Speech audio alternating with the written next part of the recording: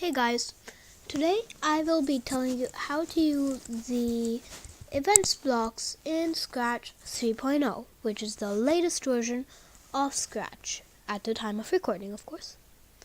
So the first thing we're going to look at is the when flag click block. I introduced these blocks and mostly this one when I did my motion video, but we're going to be going into them in a bit more detail. So the when flag click block, this block tells the sprite that when the flag is clicked, do this, okay? Because when a user runs your Scratch project, there's going to be a green flag on the screen that he or she will have to click in order to start your project. So that is the flag that's referred to here. So for our video, we're going to be taking the simple move 10 steps block because we're focusing on this block, not what it does. So let's move our trusty old move 10 steps block over here and back to events. So as we know, this tells the cat over here, which is our sprite or character, that when the green flag is clicked, move 10 steps. Okay, it's as simple as that. A simple move 10 steps. If you want to see more details about the motion blocks, look at my video on the motion blocks. Okay, so let's try that. See, so this is the flag. So let's click that. So see, did you see the cat? When I clicked it, the cat moved 10 steps. Because that's what we programmed the cat to do. So let's drag that cat back to the middle. And let's try the next one. So what's the next one? It is when space is clicked. Now we don't have to make a space. We can make it up arrow, down arrow, right arrow, left arrow, or any of these. We can even make it any key. So I'm going to show it to you by using any key. So, or actually, yeah, any key. And then move 10 steps. So what this is telling the cat to do is, when any key on my keyboard is pressed, do this. Okay? So let's try that out. So let me open up my on-screen keyboard. And then maybe an H. Okay? See? It doesn't care about the flag because there's nothing referring to that. Any key, comma, backspace. That deletes the block. So let's try a different one. Okay? So let's just X that out. Get another motion block.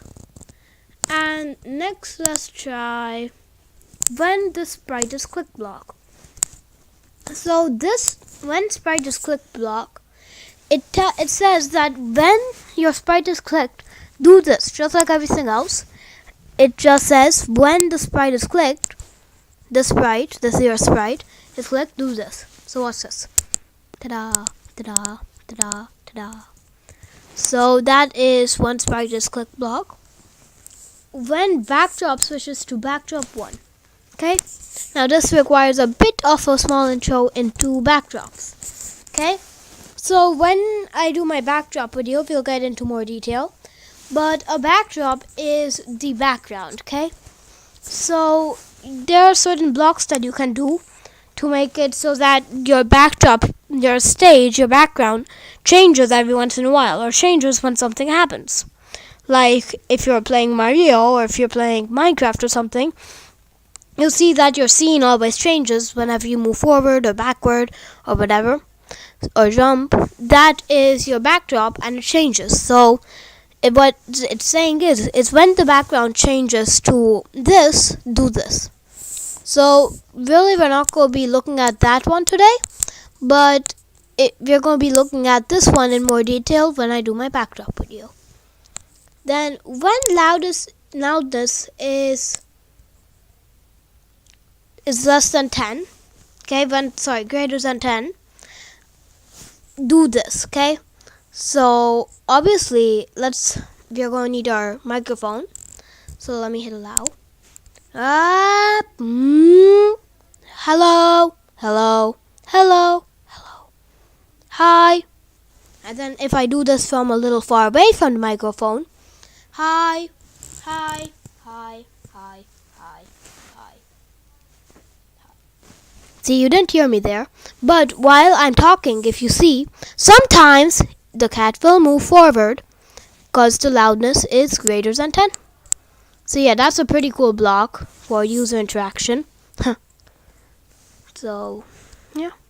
Will you please stop that scratch?